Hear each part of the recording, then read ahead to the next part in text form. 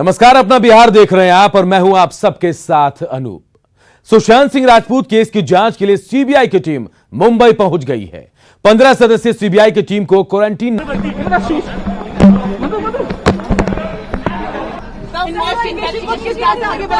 CBI को बहुत बड़ी जिम्मेदारी के बारे में क्या कहना चाहेंगे सर?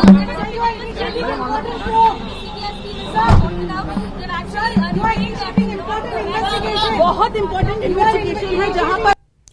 और अब आइए नजर डालते हैं सुशांत केस में अब तक क्या क्या हुआ है। तो देखिए, हम आपको बता रहे क्या कुछ अब तक सुशांत केस में हुआ है। 14 जून, जी हां, ये वो तारीख है, 14 जून वो तारीख जब सुशांत सिंह ने खुदकुशी की थी। और इसके बाद 26 जुलाई को पटना के राजीव नगर थाने में एफआईआर दर्ज हुआ। 4 अगस्त को सीबीआई जांच की सिफारिश राज्य सरकार ने की। 5 अगस्त को केंद्र से सीबीआई जांच की मंजूरी मिल गई। 7 अगस्त को रिया से ईडी ने पूछताछ की। 19 अगस्त को सुप्रीम कोर्ट का बड़ा फैसला आया इस मामले में। सुप्रीम कोर्ट ने सीबीआई जांच पर मुहर लगा दी। महाराष्ट्र सरकार ने सहयोग की बात कही। 20 अगस्त को सीबीआई की टीम मुंबई पहुंची। अब नए सिरे से होगी सुशांत केस की जांच। और चलिए बात राजनीति की। चुनावी साल में आरजेडी को दोहरा झटका लगा है। पार्टी के 3 विधायकों ने जेडीयू का तीर थाम लिया है। वहीं जीतन राम मांझी ने महागठबंधन का साथ छोड़ दिया। चुनाव में ज्यादा वक्त नहीं है और सभी दल पार्टी को मजबूत करने में जुटे हैं। तो ऐसे में विधायकों के अलग होने से आरजेडी मुश्किल में पड़ सकती है, तो मांझी का अलग होने से गठबंधन के कमजोर होने के कयास लगाए जा रहे हैं।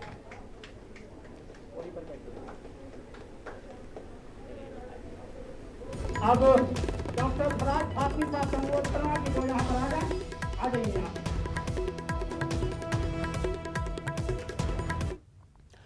तो जेडीयू में शामिल होने वाले विधायकों में लालू के समधी चंद्रिका राय भी शामिल हैं। इसके अलावा पूर्व केंद्रीय मंत्री अली अशरफ फातमी के बेटे विधायक फराज फातमी और रामलखन सिंह यादव के पोते जयवर्धन यादव भी जेडीयू में शामिल हुए।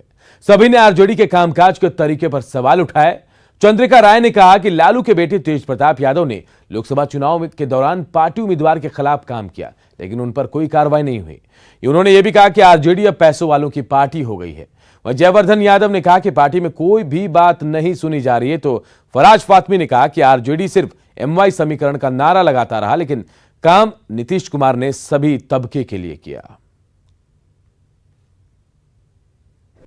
नहीं, वक्त की बात नहीं थी। अभी तो सब लोग पहले ही मैंने तो क्लियर कर दिया था, मगर समय का इंतजार था। जिस दिन मुख्यमंत्री जी, मैंने कह दिया था कि जिस दिन मुख्यमंत्री जी कहेंगे उसी दिन मैं ज्वाइन करूँगा। कोई भी व्यक्ति जो वयस्क हो गया है, 25 साल का है, अब पागल नहीं है, वो चुनाव लड़ सकता है और बैंकरप्ट नहीं है, ये भी लड़ सकती है। मगर अभी वैसी कोई बात नहीं है। मगर मैं तो पहले जानना चाहता हूँ कि वो दोनों भाई कहाँ से लड़ रहे हैं। अगर आप लोग को सूचना हो तो मुझे बताने का। अब कोई समीकरण बचा कहाँ है, देख सकते हैं, सब तो ध्वस्त हो गया। दो कौन स्टेज पे है, मैं खुद कौन से बिरादरी का हूँ, तो फिर ये क्या एमवाई लगा रखा है। एमवाई को छोड़िए, अब सभी समाज को जो आगे ले चलने का काम करे उस आदमी की मदद करना चाहिए, उसको आगे लेके चलना चाहिए। राजनीतिक समीकरण अगर आप कहेंगे तो ये तोड़ने की जेडीयू की तरफ से नहीं है। माननीय मुख्यमंत्री जी के प्रति मेरी निष्ठा पहले भी थी और मेरे ख्याल से जिस तरह से वो उनका साथ मिला है, मुझे स्नेह मिला है, विकास के कार्यों को गति दिया उन्होंने मेरे क्षेत्र में, ये निष्ठा बनी रहेगी, उनका स्नेह मिलता रहेगा। उत्तर दक्षिण बिहार वर्गवाइज भी, इसलिए मैं इन लोगों का स्वागत करता हूं और अपेक्षा करता हूं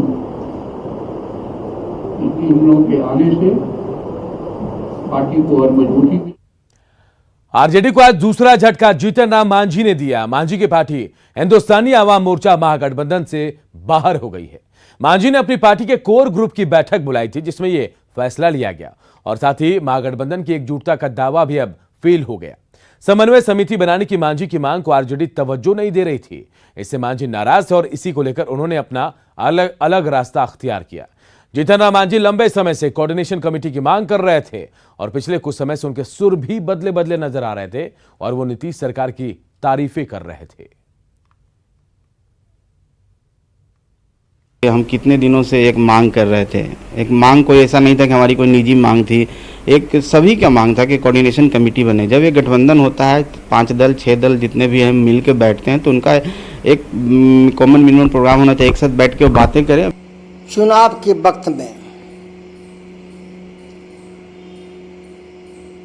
कुछ लोग अपने कारणों से व्यक्तिगत निर्णय लेते रहते हैं, सामूहिक निर्णय लेते रहते हैं और कुछ न कुछ चुनाव के समय में भाग दौड़ होते रहता है, लेकिन मास पर उसका असर नहीं पड़ता है, लंबी राजनीति पर उसका असर नहीं पड़ता है। अच्छे कल हैं तो बुरे, मैं उनके बारे में कोई टिप्पणी नहीं करना चाहता हूं। जहां वो गए हैं वहां पहले भी थे, मैं उनको शुभकामना देता हूं जो कम से कम अब जहां रहें ईमानदारी से रहें। बिहार के पूर्व मुख्यमंत्री और वरिष्ठ नेता जीतन राम मांझी जी तारीख पर तारीख दिए जा रहे थे, लेकिन अंततः उनका धैर्य जवाब दे दिया और उन्होंने महागठबंधन को अलविदा कह दिया। आखिर एक बुजुर्ग नेता हैं और उनको इस बात के लिए बाध्य किया जा रहा था कि आरजेडी के युवराज की पालकी ढोएं, जिसके लिए उन्होंने इनकार कर दिया। सीएम नीतीश कुमार ने चुनावी पिटारा खोलते हुए 15,000 करोड़ से ज्यादा की योजनाओं का शिलान्यास और उद्घाटन किया। इन योजनाओं में ग्रामीण इलाकों के विकास पर जोर रहा। सीएम ने कहा कि अगर अगली बार मौका मिला तो गांव से गांव को जोड़ने वाली सड़कें बनाई जाएंगी। वीडियो कॉन्फ्रेंसिंग के जरिए नीतीश कुमार ने कई जिलों के अधिकारियों से बातचीत की और विकास कार्य में तेजी लाने को कहा।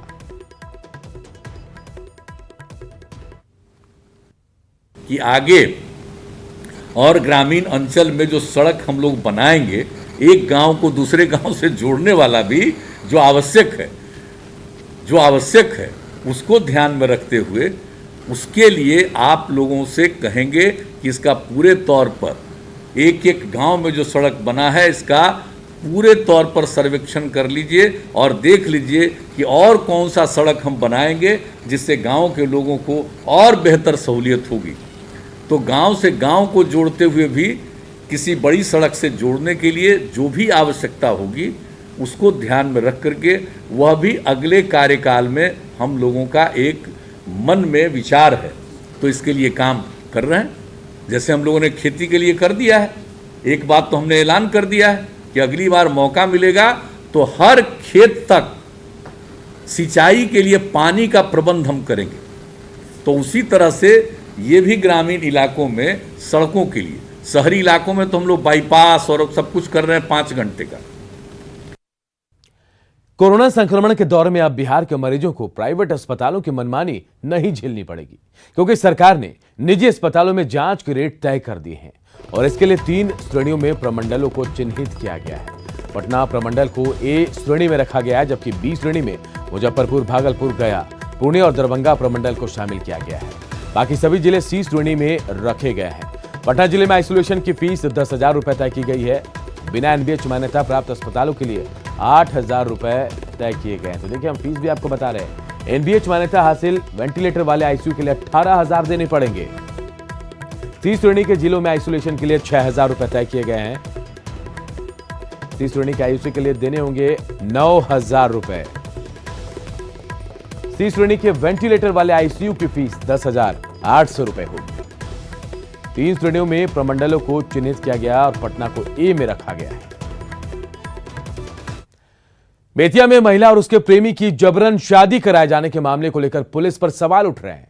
दरअसल जबरन शादी के इस मामले में जिन लोगों को नामजद आरोपी बनाया गया है, इन लोगों ने ही पुलिस की कार्यशैली पर सवाल खड़े कर दिए। नामजद आरोपियों का आरोप है कि पुलिस ने ही जबरन महिला और उसके प्रेमी की शादी करवाई। हालांकि वायरल हो रहे वीडियो में साफ दिख रहा है कि घटना के वक्त पुलिस की टीम वहां मौजूद थी। वीडियो वायरल होने के बाद पुलिस ने आनन फानन में पीड़ित महिला का बयान दर्ज कराकर कई ग्रामीणों को नामजद आरोपी बना दिया, लेकिन अब यही आरोपी पुलिस पर सवाल उठा रहे हैं।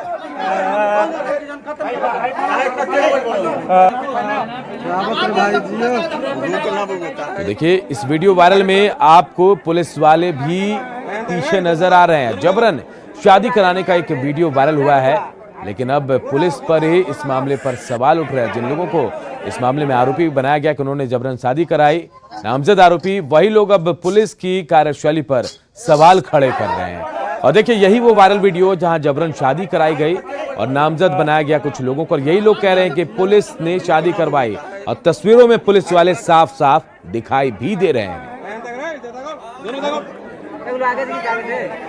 बेतिया का ये पूरा मामला है जहां जबरन शादी के मामले में पुलिस वाले अब सवालों के घेरे में आ गए हैं। प्रेमी प्रेमिका की जबरन शादी कराई गई थी और जब ये वीडियो वायरल हुआ उस दौरान पुलिस वाले वहां मौजूद थे, लेकिन शादी के बाद जब ये मामला सामने आया तो पुलिस वालों ने कुछ लोगों को नामजद आरोपी बना दिया, लेकिन यही आरोपी अब सवाल खड़े कर रहे हैं। यहाँ पुलिस रोक के अपना सामने शादी कराया है तो पुलिस पूछा कि आप लोग दोनों राजी है, तो दोनों आदमी बोला कि हम लोग राजी हैं, तो पुलिस शादी कराया। गांव के लोग 250 था। बांका में सड़क हादसे में 3 युवकों की दर्दनाक मौत हो गई, जबकि एक युवक गंभीर रूप से जख्मी हो गया। घटना अमरपुर थाना के महगामा मोड़ के पास की है। घटना के बारे में बताया जा रहा है कि एक ही बाइक पर सवार 4 युवक बांका से अमरपुर की ओर जा रहे थे और इसी बीच उनका संतुलन बिगड़ा और बाइक एक पेड़ से जा टकराई। इससे तीनों युवकों की घटनास्थल पर मौत हो गई। घायल युवक की स्थिति अभी गंभीर बनी हुई, उसे इलाज के लिए भागलपुर रेफर किया गया।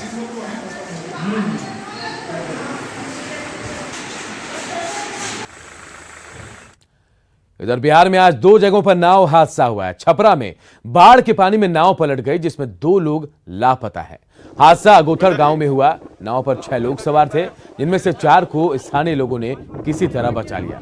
घटना के बारे में बताया जा रहा है कि सभी लोग नाव से दूसरी तरफ जा रहे थे।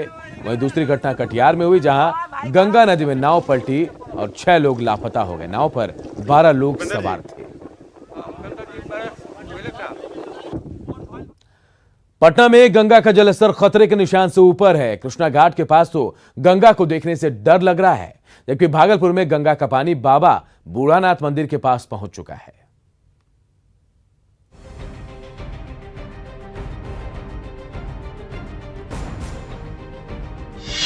ये देखिए, यहाँ से जो आपको दिखाई पड़ रहा है ये बैठने वाली जगह है, जहाँ पे लोग यहाँ पे परिवार के साथ शाम को आते हैं और बैठा करते थे। यहाँ से कम आपको बता दूं कि 40 सीढ़ियाँ जो है वो नीचे हैं, जो पूरी तरह से जलमग्न है। और ज़रा देखिए कि कैसे बैठने वाली जगह हो या पूरा पाथवे हो, वो पूरी तरह से पानी से भर गया है। और ये स्थिति जो है वो बड़ा भयावह हो गई है। यहाँ से देखिए, जो मॉर्निंग वॉक करने वाले लोग हैं या फिर घूमने वाले लोग हैं, वो पूरा घुटना भर पानी में जो है वो डूब करके जाना पड़ रहा है। तो ये खतरे के निशान से जो है वो गंगा ऊपर बह रही है और लगातार इसकी जो भयावहता है वो बढ़ रही है। अगर इससे थोड़ा भी आगे और यहाँ से अगर जल स्तर बढ़ता है तो स्थितियाँ और खतरनाक हो जाएंगी। गंगा के जल स्तर में लगातार इजाफा हो रहा है और गंगा के जल स्तर में इजाफे के कारण भागलपुर के शहरी जो निचले इलाके हैं वहाँ भी बाढ़ का पानी आने लगा है। और आप देख सकते हैं कि बूढ़ानाथ का यह के पास का स्थान है और किस तरह से जो है यहाँ पानी का फैलाव हो चुका है। और यहाँ पर जो लोग आते जाते थे, जो पार्क हैं या दूसरे अन्य लोगों के निचले इलाके में मकान है, सारे मकान डूब चुके हैं। और लोगों में जो है कहीं ना कहीं एक परेशानी उत्पन्न हो गई है। हालांकि इस बीच जो है छोटे छोटे जो बच्चे हैं इस जमा पानी में जो है वह विनोद भी कर रहे हैं, जल क्रीड़ा कर रहे हैं।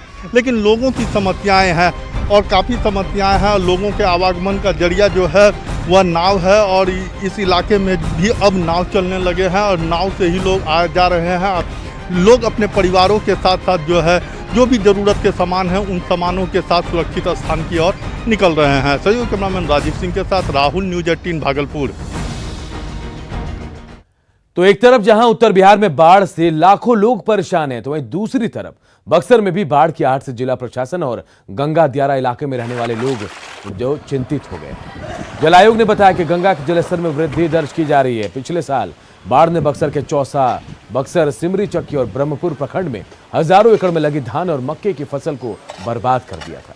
हालांकि प्रशासन पूरी तरह से अलर्ट है। किसी भी परिस्थिति से निपटने के लिए जिला प्रशासन तैयार है।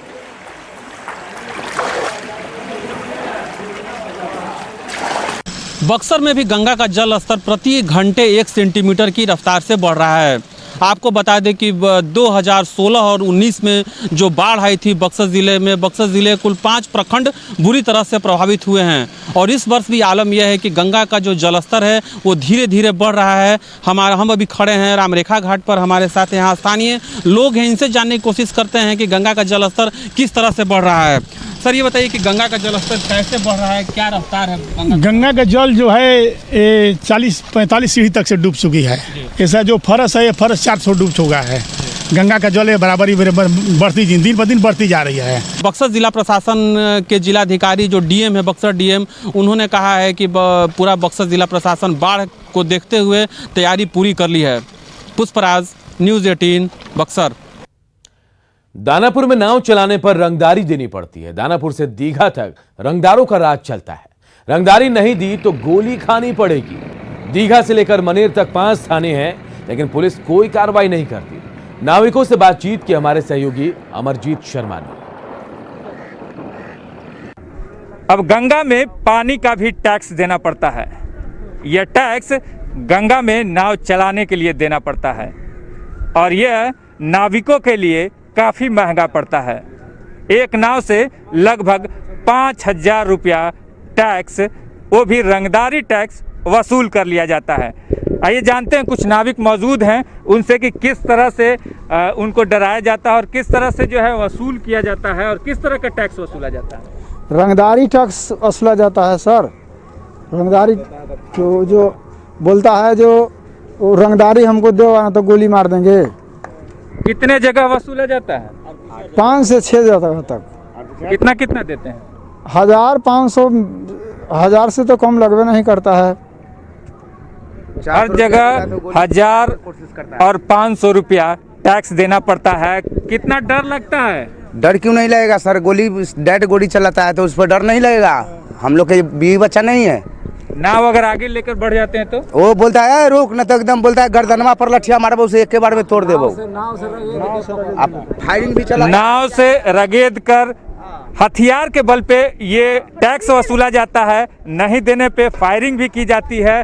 किस तरह का डर लगता है और नाव चलाना कितना मुश्किल होता है? मुश्किल तो है ही है सर। बाकी वो मारता है गोली, फायर भी मार देता है और डंडा भी चलाने लगता है। तो हम लोग डर से दे देते हैं, क्या करें। अब मार खाए हैं, वैसे बाल बच्चा के लिए 2 पैसा कमाने नहीं आते हैं तो मारता है, डराता है तो दे देते हैं। जो कहता है वो देने पड़ता है। गंगा के रास्ते दीघा से लेकर के मनेर तक 5,000 तक रंगदारी टैक्स वसूल कर लिया जाता है। इन गरीबों के लिए रोजी रोटी होती है और उस रोजी रोटी में से हकमारी लोग रंगदारी और राइफल के बल पर कर लेते हैं। दानापुर से न्यूज़ 18 के लिए अमरजीत शर्मा। और अपना बिहार के इस बुलेटिन में फिलहाल इतना है, लेकिन खबरें लगातार जारी है। देखते रहिए न्यूज़ 18 बिहार।